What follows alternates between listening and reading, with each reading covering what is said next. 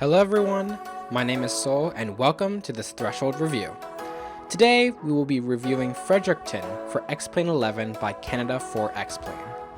In this review, we are going to be going over the textures, the modeling, the accuracy, the performance, and the price of the airport so that you can decide if this scenery is right for you.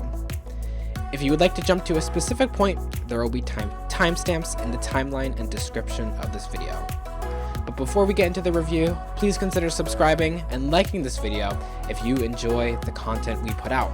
It really helps. With that out of the way, let's hop right into the review.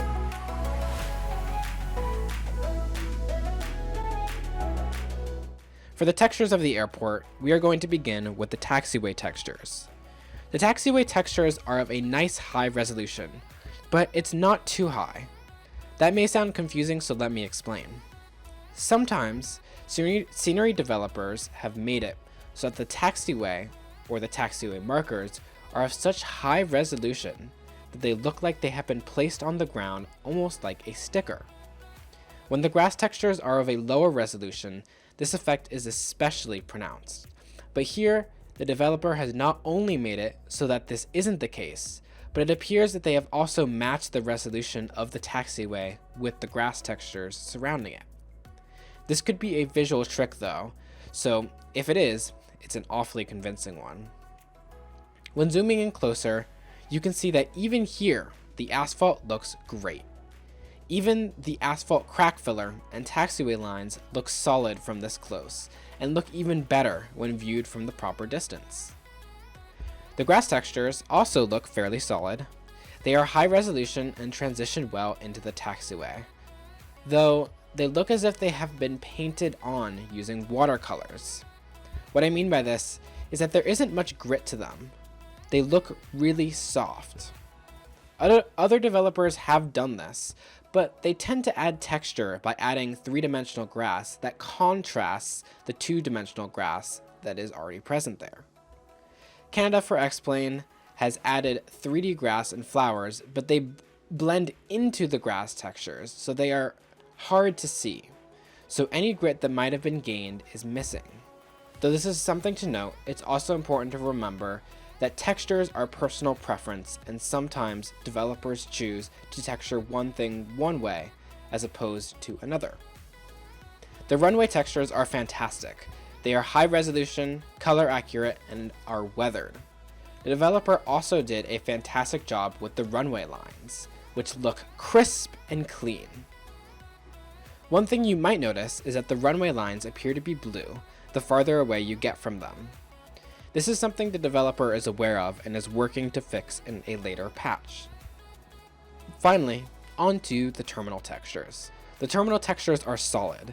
They are not extremely high resolution, but this is hardly noticeable when you are a reasonable distance away from the terminal.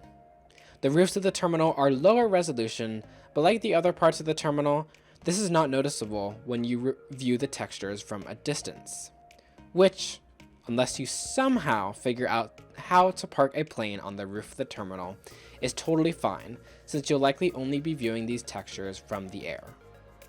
Sometimes, it feels as if the bricks are a little washed out on the terminal, and could use some more depth to them, but this really depends on your lighting. When they are in direct sunlight, this problem is more often than not fixed.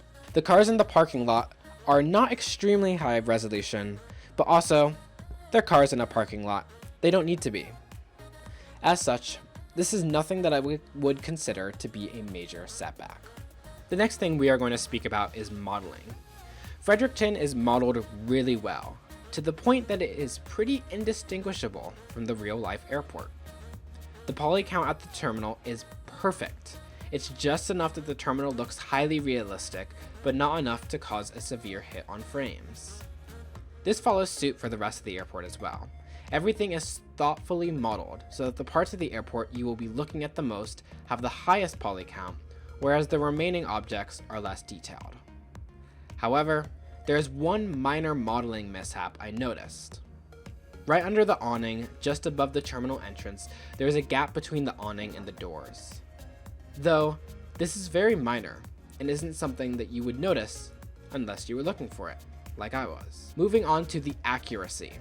Fredericton is mostly perfect, but there is one inaccuracy that I noticed. It seems as if the color of the terminal is slightly darker, no matter where you look. Though the textures look solid, this color inaccuracy is very noticeable if you look at the terminal with a real-life image closely beside it. This could, however, be a design choice.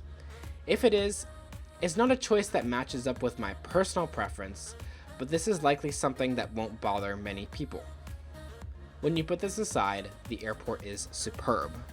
Not only do the remaining buildings and textures match up nearly identically with the real airport, but the developer also took the time to make every tar mark match up with the airport as well. This level of detail was a very pleasant surprise and makes it easy to forget about the color inaccuracies I spoke about earlier. The performance of this airport is really solid. On my mid-range PC, I never experienced any lag no matter where I was around the airport.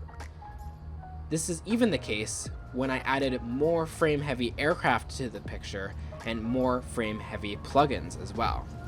Even in my takeoff roll, I did not experience any performance loss, and this is usually where I experience the most loss in performance, is my takeoff roll.